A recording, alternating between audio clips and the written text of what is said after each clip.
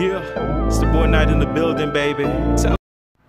Hey guys, welcome back to my YouTube channel. Today I'm basically going to show you guys how to install brand new brake pads for the rear of a 2007 Toyota Avalon. Here we took that pin out, take that bolt out. That's basically a 14 millimeter bolt, which is the socket you need. Take it out, and these are the brake pads. My brake pads wasn't too bad, but I just wanted to basically remove it because it was squeaking a lot. So I was like, you know what, let me replace them, and why not make a video to show you guys how to do it. You know, it's pretty easy, and you know, sometimes people makes a lot of mistakes, so hey, you gotta learn somewhere, right? If you want to save some money, you basically just learn from other people's mistakes or your own mistakes, or watch a video on YouTube and you'll probably learn something, how to do this, how to do that, you know. Alright, this is some lubricant we basically putting on this piece right here, because I did not want my brakes to make that squeaky noise. So we basically put some lubricant on that, and as you could see, my rotors is still in great condition, still in good condition.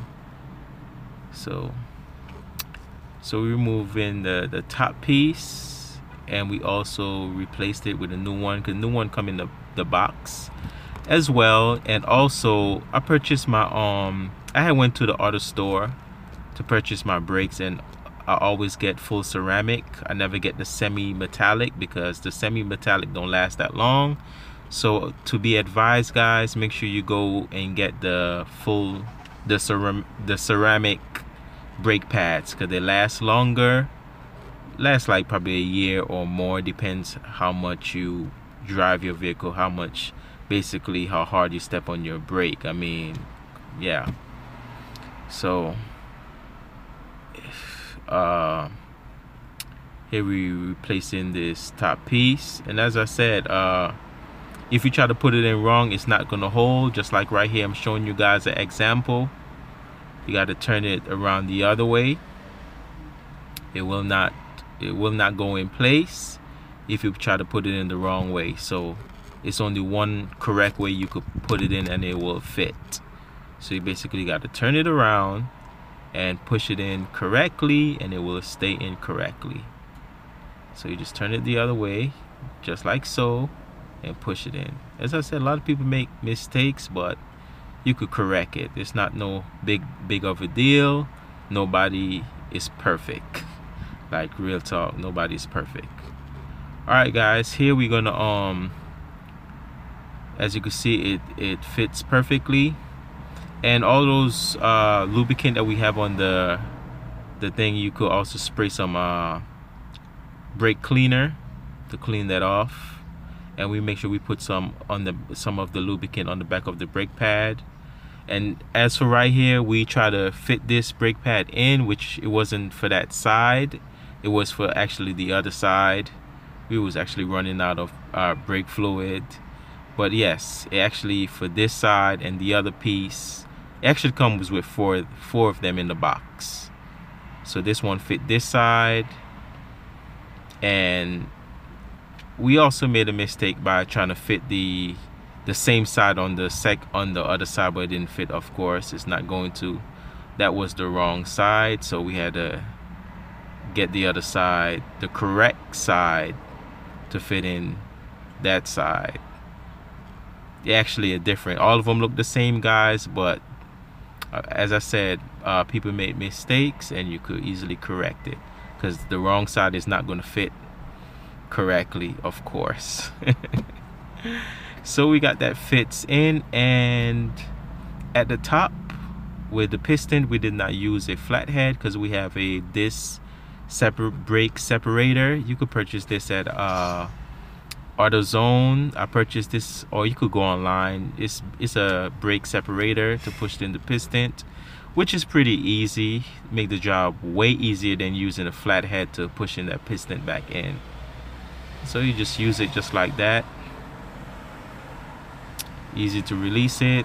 You put back down the caliper, and make sure you lubricate, put a lot of lubricant on that bolt right there, so the brakes don't basically stick. So make sure that have a lot of lubricant on it before you put it back in there. And if your brake don't come with none of the lubricant, make sure you purchase like two should be good enough. 2 or 3 of them, depends how you use. I just didn't want my brake to make no squeaky noise while driving or while I'm braking, because I hate that noise. Is so annoying. That's why I changed them in the first place, because they was making a lot of noise, squeaky noise, which was annoying. So you just push that back in, and as I said, it's lefty loosey, righty tighty. You basically just push that bolt all the way in and just use your ratchet to tighten it up, and that's it, guys. So that was on the, what side that was on? This was on the, is in the rear, which was on the driver's side. So this was the driver's side, guys, and we're gonna work on the other side, getting that tightened up. And of course you're gonna need a jack stand, a jack. But before you jack up the vehicle, just make sure you loosen the bolt for the tire to take off the lug nuts, of course, before you jack it up.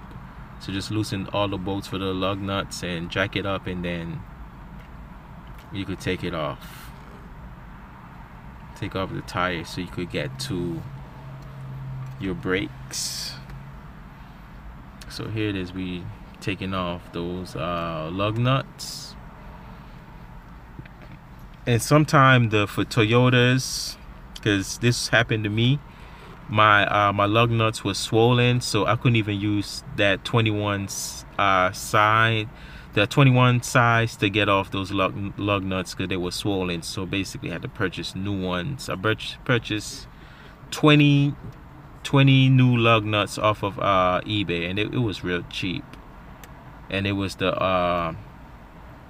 OEM, so which was the original bolts, lug nuts for the Toyota. So I had to replace those. So here we are taking off the bolts. I had already jacked up the vehicle and have a jack stand underneath. It wasn't that high. We didn't need it to go all that high. So here we are taking off the bolts. And this is the other side, of course. This is actually the passenger side, guys. I hope you guys learned something today, because it's pretty easy to do your own brakes. I mean, especially for the men, I think all men should know how to change their own brakes. You will save a lot of money, and you'll be happy because you know what you're doing. Instead of have somebody in the back in the shop, you don't know what they're doing back there. They could be messing up something. So you know, sometimes when you get something fixed, something else breaks. Sometimes I'll be thinking, well, I wonder if the mechanic messing up something on your car. But yeah, we take this one off, as you can see. Yeah, pull up that brake caliper. Look at the old ones, old brake pads. You can use a flathead to take them out.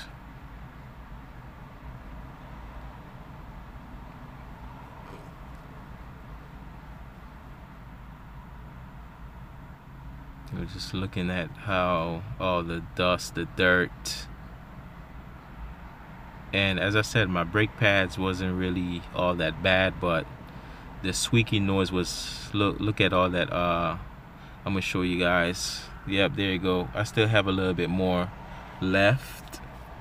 I say probably about 3 months left of brakes, but the noise, the squeaky noise was just getting real annoying, and I was like, you know what, let me just replace it. And guys, I've been seeing a lot of cheap parts, and cheap in price, but the quality is good, off of eBay. If you want to purchase and do your own brakes and you don't feel like going into the store to purchase them because they're more expensive, you could go on eBay and type in the year of the vehicle and your brake pads, brakes and rotors if you want to search that up, and you'll find some good deals on there. Full ceramic, the best brakes. So yeah, get full ceramic brakes. Never get the semi-metallic. Basically, you do the same thing that you did on the other side. You put in the metal piece. Make sure you lubricate it so you don't hear that squeaky noise that's coming when you step on the brakes. Make sure everything is lubricated, and just try not to let none go on the rotor. Just spray some brake fluid on the rotor to get all that grease off of the rotor, because you will smell it when it start heating up when you're driving. So don't try to get no lubricant on the rotor. But yeah, just lubricate the pads. As you can see, like the back of the pad, not the front of it, of course.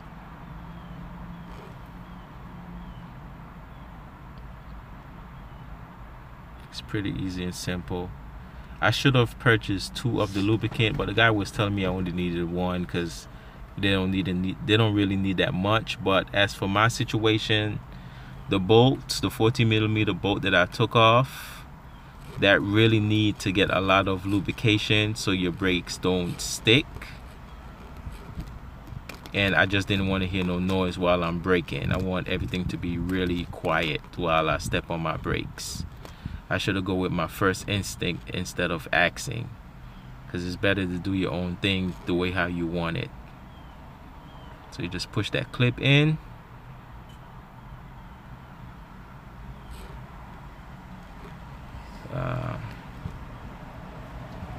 Just push this in. Push it in like a cartridge. And the second one always give us a little hard time, I guess because it was like behind and I was trying to get it recorded at the same time as well. But we got it in anyways. Just got to take your time, and you know, just got to take your time doing it. Yeah, try to get some of that lubricant in the back of it, could those be sticking as well. If you don't have no lubricant, you could also use anti-seize. Anti-seize works real good, especially on that bolt, that 40mm bolt that we're going to put back in. And you could never go wrong, because they could never give you the wrong size of the brake. So one is going to fit one side, the other is going to fit the other side. So you will never make no mistakes. It's just the way how you just got to put it in. And here I was trying to get a good, to get a good shot so you guys could actually see how we put it in, but obviously that didn't work. I mean, really didn't work. We had to like edit that part out. We got it in. And here we push back in this piston with this brake separator. And this technology is like, this tool right here is pretty awesome. Like, I love it so much, because when we was using the flathead, it was hard to push back in that piston. So it's better to get the right tool to get the job done. So we basically got it right here, and look how easy this is to like just twist, and then just push that piston right back in. Easy and simple. Look at it. Look how easy that is. Yep, it's going right back in, easy and simple. Guys, I hope you guys enjoy this video.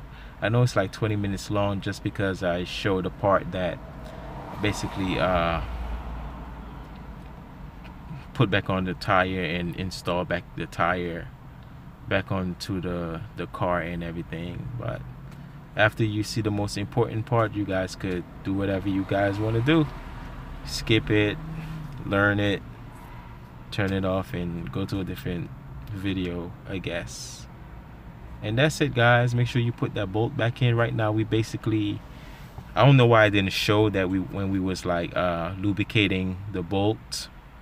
to go back in, that 14mm bolt to go back in. Oh yeah, I just want to lubricate it real good. And once we put it back in, should I have some anti-seize to like put on it, because the lubricant don't really, it wasn't that much left. Well, we put this bolt back in. After we put it back in, we basically just tighten it up, and there we go. Everything is completed.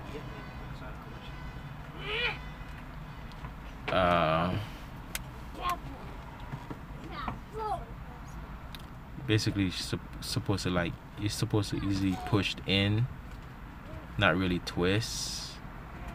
So we just try to push it all the way in and pull it out and see how it feels.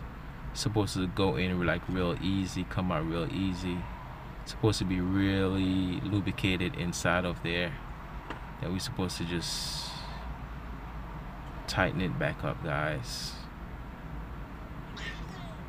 Yep, just like so. Yep. And just tighten it up, guys. And that's how you do it, guys. Basically, as I said, it's easy and simple. You just gotta watch and just learn, and you'll save a lot of money by doing it yourself.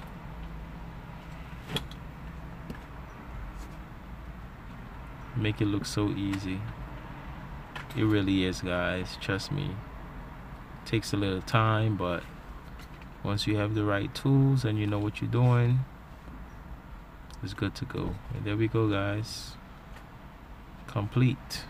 That's how you install brake pads in the rear of a 2007 Toyota Avalon. You line back up the tire, make sure everything is in the groove, then you put all the bolts on, just like so.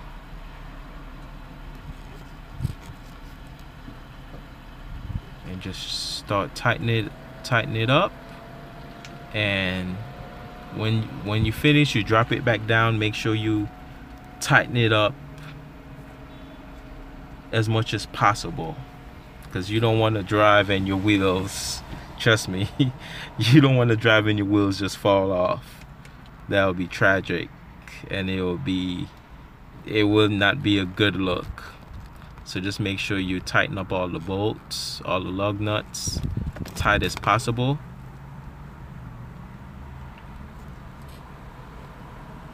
Just like this. It's easy and simple. No hesitation. You don't have to spend that much money. The only money that you're probably going to spend is just on the brake pads and basically the tools. If you go to the shop, this would have been like they probably would have charged me like about around $200 to do